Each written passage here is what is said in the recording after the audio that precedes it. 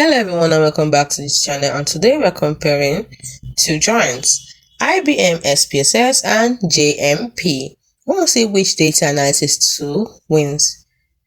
Hey data nerds, ever wondered which tool is better for crunching numbers? IBM SPSS or JMP?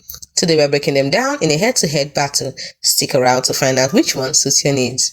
When it comes to ease of use, IBM SPSS is more complex but is menu driven. When it comes to JMP, it has visual and drag and drop, so it is beginner friendly. When it comes to visualization, IBM SPSS has basic charts and graphs, while JMP has stunning interactive graphs.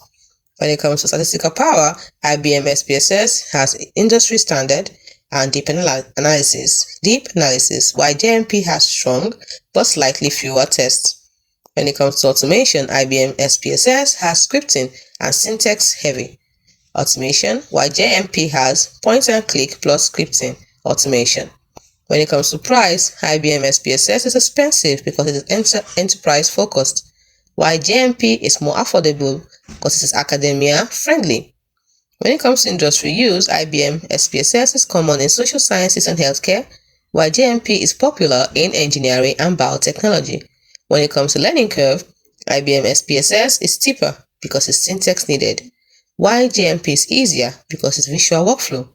And lastly, when it comes to customization, IBM SPSS is highly customizable, while JMP is great for quick exploration. So, if you look at what is best for, or who is best for, SPSS is best for researchers needing deep statistical analysis, while JMP is best for engineers and analysts who love visual and quick insights. So who wins? SPSS for hardcore stats or JMP for sleek visuals? Drop your pick in the comments, and if you found this helpful, smash that like button and subscribe for more tech showdowns. See you next time.